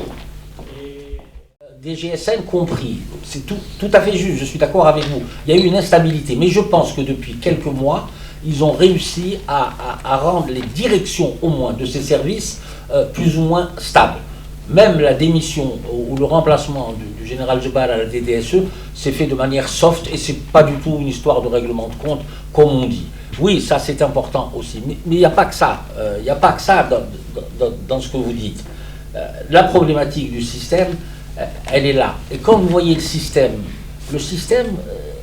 la composante des gens qui animent le système, on peut dire c'est telle personne, ou un certain nombre de personnes. Mais le système, il s'en fiche. Quand le système décide de vous exclure, il vous exclut. Ce n'est pas une exclusion, c'est un bannissement. Il faut chercher ça dans l'histoire. Aux plus jeunes qui ne connaissent pas, rappelez-vous le général Ben Ossif. Un exemple. Le seul qui est revenu, qui avait été exclu du système, politiquement je parle, c'est Bouteflika. Mais ils avaient plus besoin de lui à ce moment-là, parce que quand ils faisaient l'inventaire du personnel politique, ils pouvaient redynamiser le pays avec cette histoire de concorde nationale, etc. Entamée déjà par Zaloual. C'est très très compliqué cette histoire. J'aurais aimé avoir plus de temps pour vous parler, mais je préfère me taire parce que tout le monde est un peu fatigué, je ne veux pas plus loin. Mais je serais ravi de reprendre cette discussion avec vous. Oui, juste pour dire que, merci Jafar pour la question. Nous avons toujours dénoncé, par exemple, Ali Rderi, nous l'avons toujours cité comme un cas, parce que lui réellement c'est un cas qui mérite d'être abordé. C'est un général qui a pris sa retraite, qui s'est présenté dans la transparence. Et justement, les militaires détestent la transparence. Le régime déteste la transparence. Et après, donc, nous, c'est-à-dire, on voit bien que à partir de la seconde où vous êtes nommé ministre, déjà, vous perdez la moitié de votre poids. Par peur. Parce que vous savez que vous êtes sur la liste d'aller vers d'être arrêté. L'ancien ministre je pense de la santé, bon, il était ministre, il a prononcé une seule phrase. Il est condamné à 6 ans de prison. Et il y a plus, enfin vous avez cité 50, mais il y a plus de 200 officiers qui sont dans les géoles du pouvoir. Et c'est une véritable guerre de tranches, une guerre entre les clans, tout à fait d'accord, qui prouve que le régime est faible. Malheureusement, quand il a le monopole de l'arme, de la répression des militaires, tout ça, donc nous, en quelque sorte, c'est pas qu'on s'en fiche de ce qui se passe, mais ce qui nous intéresse davantage, c'est le pauvre peuple, les gens qui sont livrés à eux-mêmes, à une injustice. Mais je suis entièrement d'accord, c'est important de s'intéresser aussi à ce côté.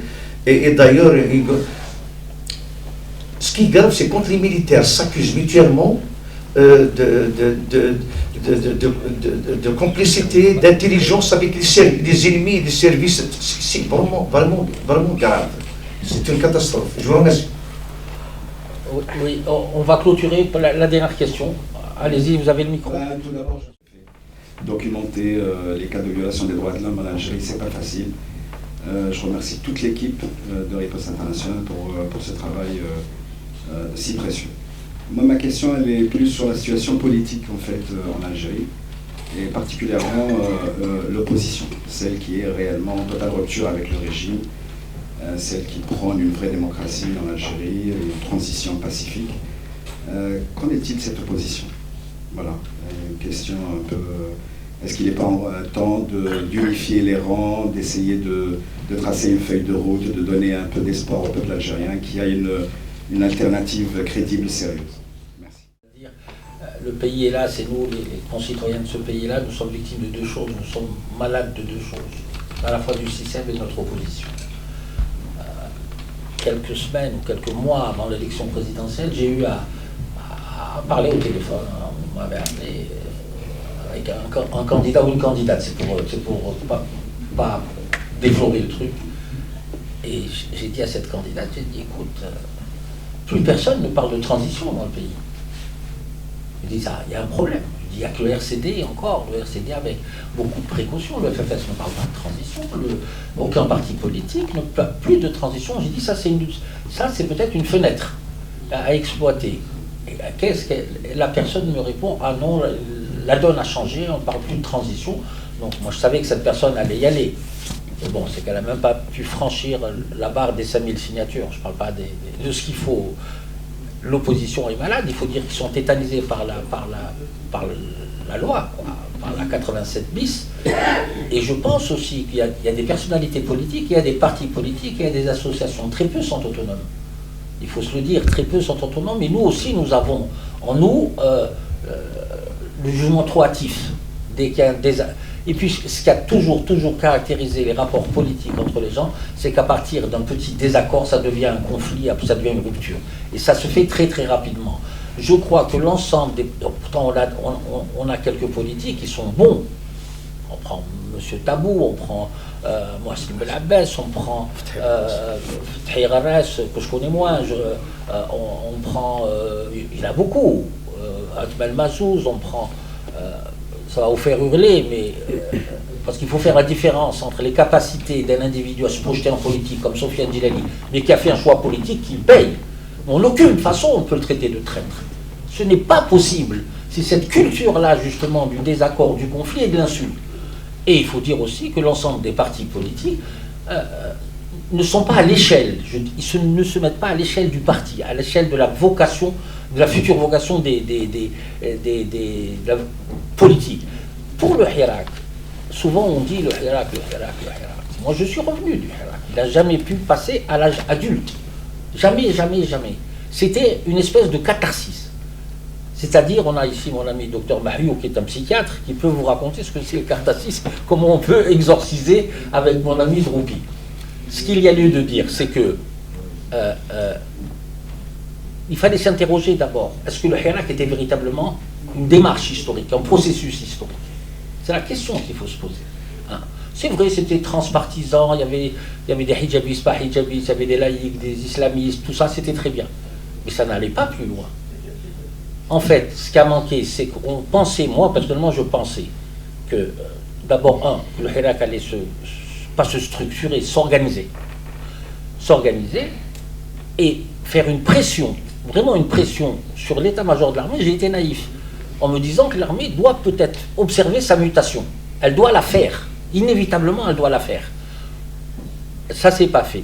On pensait que le Hirak allait sécréter une espèce d'élite politique qui pouvait charrier le mouvement.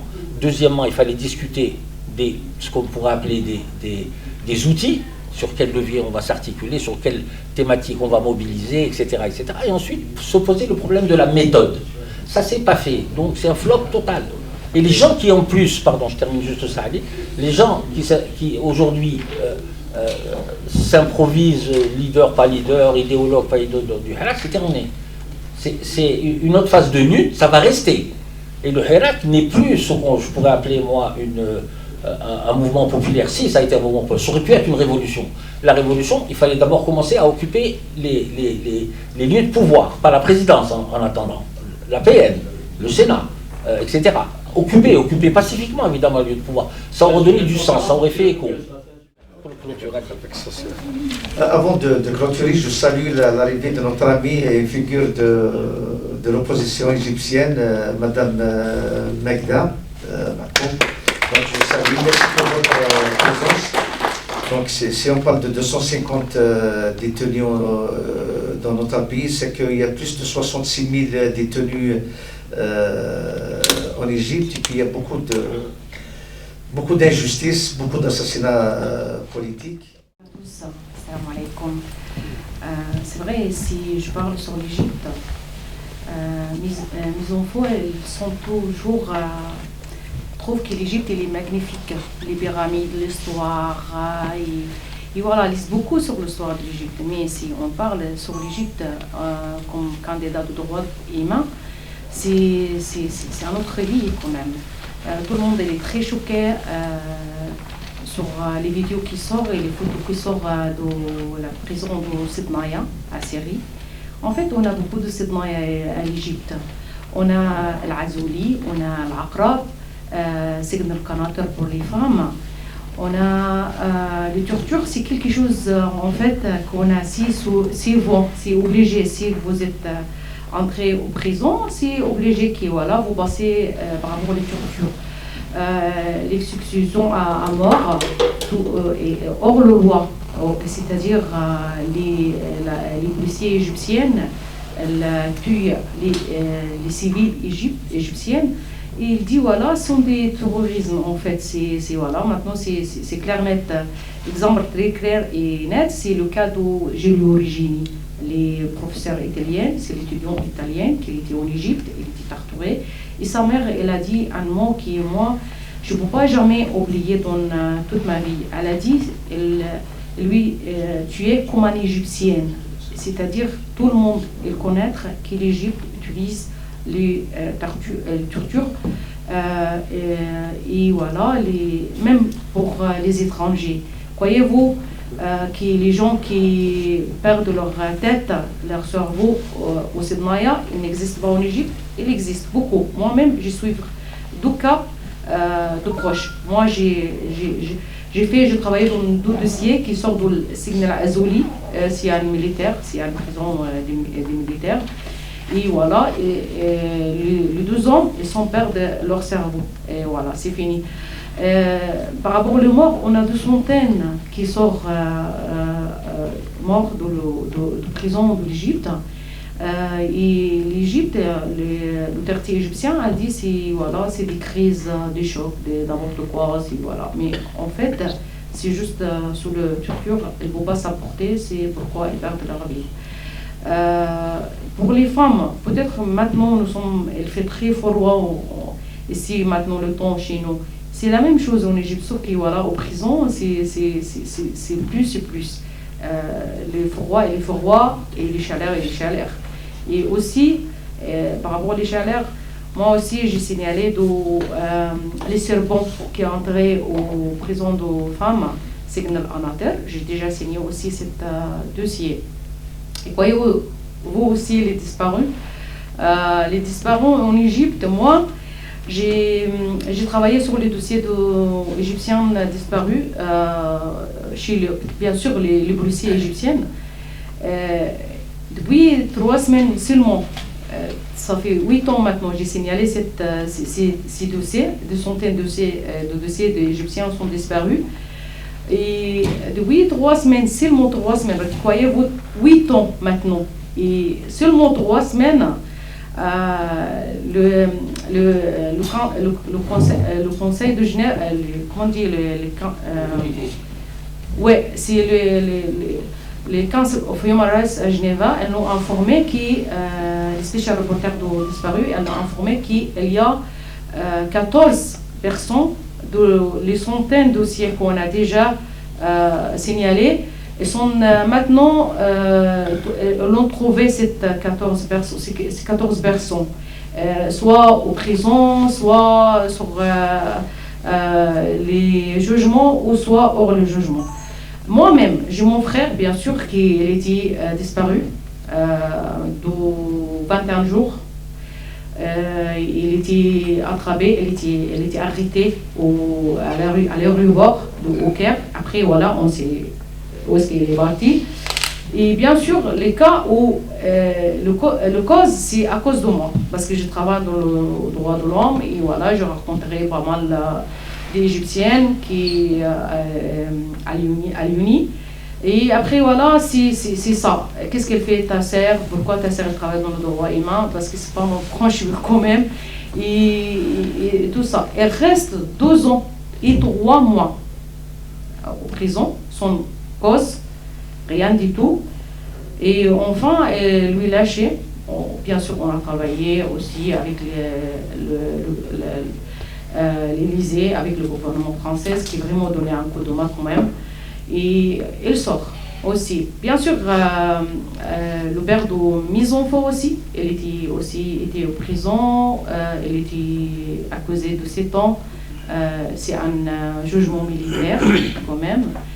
Et donc voilà, et la seule chose qu'elle a trouvée, c'est notre photo dans la place de Rabaa al-Adawiya, moi et mes enfants, dans son téléphone. Son téléphone, elle a la photo de nous, moi et mes enfants, dans la place de Rabaa al-Adawiya, et donc voilà, elle est tout terrorisme.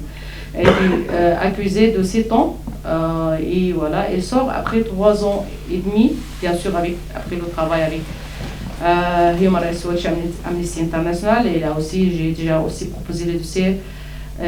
Bien sûr, le gouvernement français a donné beaucoup d'aide sur le dossier de l'Aubert de mes enfants.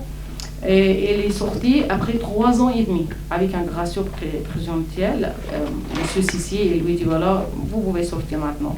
Enfin, on ne parle pas, c'est pourquoi moi j'ai écrit à Twitter, à X maintenant, ce n'est pas un seul Sidnaya qui existe dans les pays arabes. Chaque pays arabe, il existe plusieurs de Sidnaya.